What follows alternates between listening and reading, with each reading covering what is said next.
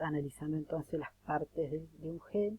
Habíamos dicho que los genes tenían un segmento promotor, que este segmento indicaba la enzima ARN polimerasa. A partir de qué nucleótido del segmento codificador del gen debía comenzar a copiar, debía comenzar a transcribir, y a su vez este segmento promotor tenía la caja TATA, que era una parte del segmento promotor que tiene muchísima complementariedad de bases, timina y adenina, y desde ahí la enzima ARN polimerasa comienza a cortar los puentes de hidrógeno que mantienen unidas ambas hebras de ADN. Por supuesto, comienza a cortar a partir de la caja TATA y luego continúa cortando el resto de la molécula de ADN, por supuesto. Después teníamos el segmento regulador, que este segmento indica la enzima ARN polimerasa, cuántas veces debe transcribir el gen, es decir, el segmento codificador del gen, y a qué velocidad debe hacerlo. Esto, por supuesto, dependiendo de las necesidades de la célula en relación a la cantidad de esa determinada proteína que necesite. Y a su vez a ese segmento regulador se le pueden unir o asociar factores de transcripción específicos, que son proteínas, que esos factores de transcripción específicos pueden ser amplificadores, es decir, estimular la transcripción, o pueden ser inhibidores, es decir, inhibir la transcripción. Es decir, que estos factores de transcripción específicos se asocian al segmento regulador y estimulan la transcripción si son amplificadores, o la inhiben la transcripción en el caso de ser inhibidores. Esto es muy importante para regular la actividad génica, es decir, para regular que un gen sea activo o no sea activo, es decir, se transcriba o no se transcriba. Porque si bien, por ejemplo, en nuestro organismo todas nuestras células tienen el mismo ADN, tienen la misma cantidad de material genético, tienen todos los mismos genes para sintetizar cualquier tipo de proteína, no todos los genes se transcriben, o no todos esos genes son activos, porque pensemos en una neurona, una célula nerviosa, tiene que sintetizar neurotransmisores para la sinapsis química. Esos neurotransmisores son proteínas, y entonces para que esos neurotransmisores, esas proteínas se necesiten, esos genes se tienen que expresar, es decir, que primero se tienen que transcribir para sintetizar el ARN mensajero, y luego el ARN mensajero es traducido a una proteína. Eso, por supuesto, en una neurona, pero pensemos en una célula hepática, en una célula de hígado o una célula de páncreas. Esas células no necesitan sintetizar neurotransmisores, tienen los genes para sintetizar neurotransmisores, pero no necesitan sintetizar neurotransmisores. Muy probablemente puede ser que para que esos genes estén inactivos en esas células, es muy probable que se le asocien a esos genes en esas células factores de transcripción específicos inhibidores que van a inhibir la transcripción, por supuesto. En cambio, en las células nerviosas como las neuronas, los genes neurotransmisores están activos, probablemente por el hecho de que se asocian al segmento regulador de esos genes factores de transcripción específicos amplificadores que van a estimular el proceso de transcripción. Entonces, en síntesis, el segmento regulador está implicado en regular la actividad génica, es decir, en que un gen se transcriba o no se transcriba, dependiendo del tipo celular, porque como dije, todas nuestras células humanas portan los mismos genes, pero no todos los genes se transcriben en todos los tipos celulares. A su vez, esto tiene que ver con el estado de compactación del ADN, el estado de compactación de la cromatina del ADN en relación al asociamiento que tiene con las proteínas de histonas. Es muy probable que esos genes que están muy activos en una determinada célula y que se transcriben constantemente estén menos condensados, es decir, la cromatina esté más laxa, esté en estado de eucromatina, y aquellos genes que no se transcriben, que no son activos, es muy probable que la cromatina o el ADN esté muy enrollado sobre las proteínas de histona, es decir, esté muy compacto, esté en estado de heterocromatina. Y después tenemos el segmento codificador de los genes, que es lo que se copia, es lo que se transcribe, es lo que la enzima ARN polimerasa copia del gen. Es el que codifica, es el que tiene la receta para que se sintetice la proteína. Entonces, a su vez, este segmento codificador tiene segmentos funcionales para la síntesis de proteína, es decir, este segmento codificador tiene partes que tienen información funcional para la síntesis de proteínas, es decir, se llaman exones, y a su vez el segmento codificador tiene intrones, que son partes, secuencias complementarias de ADN que no codifican para las proteínas, es decir, no son funcionales. Obviamente la ARN polimerasa copia todo el segmento codificador, pero luego los intrones se eliminan porque no son funcionales y luego se ensamblan los exones. Y finalmente después tenemos la secuencia de terminación en los genes que indican a la enzima ARN polimerasa cuándo debe dejar de transcribir entonces estas son las partes del gen y esta es la función que cumple cada parte y cada parte está implicada en el proceso de transcripción, pero bien, lo que se transcribe es el segmento codificador y del segmento codificador resulta el ARN mensajero que se sintetice, o en el caso de que sean otros ARN, todos resultan entonces del segmento codificador. El segmento codificador es el que codifica para la proteína. Entonces, ya analizando el proceso de transcripción del ADN, habíamos dicho que este era un proceso unidireccional porque la síntesis del ARN mensajero va en un solo sentido y que se utilizaba una sola hebra como molde. En este caso podemos visualizar claramente la molécula de ADN, las dos hebras de la molécula de ADN, cuyas son antiparalelas, una va en sentido 3, 5', 3', y la otra en sentido inverso, 3', 5'.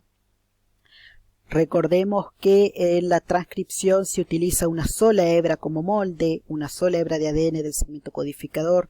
No es necesario que se copien las dos hebras, sino que con que se copie una sola hebra ya es suficiente para copiar las instrucciones para que se sintetice la proteína.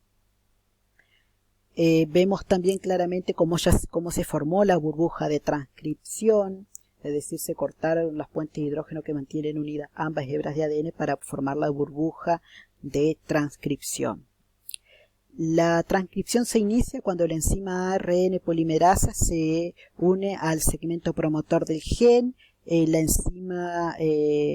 segmento promotor le indica a la enzima ARN polimerasa a partir de qué nucleótido del segmento codificador comenzar a copiar. Una vez que ya esta enzima ya tiene esa información, comienza a cortar los puentes de hidrógeno que mantienen unida ambas hebras a partir de la caja TATA. El segmento regulador le indica a la enzima ARN polimerasa cuántas veces transcribir el gen. Y luego ya la enzima ARN polimerasa comienza a sintetizar el ARN mensajero. Antes quisiera aclarar que la burbuja de transcripción tiene tan solo una extensión de 10 nucleótidos, es decir, que no se separa en su totalidad las hebras de ADN, sino que se separa una parte, tan solo una extensión de 10 nucleótidos, nada más es la extensión de la burbuja de transcripción, y esta burbuja va avanzando en la medida que se va copiando el segmento codificador del gen, es decir, que las partes que ya fueron copiadas, en esas partes se vuelven a unir las hebras de ADN y la burbuja de transcripción va avanzando. Y la molécula de ADN por detrás se va cerrando, por supuesto, nuevamente. Entonces, frente al primer nucleótido de ADN que debe ser copiado, se van agregando los nucleótidos de ARN complementarios, como ocurre en este caso. Acá vemos el ARN mensajero que se va sintetizando, la síntesis es complementaria, donde había citosina en el ADN se agrega guanina en el ARN, donde había guanina en el ADN se agrega citosina en el ARN, así sucesivamente. Donde hay adenina en el ADN se agrega un nucleótido de uracilo en el ARN, porque el ARN no tiene timina, sino que se reemplaza esta por uracilo.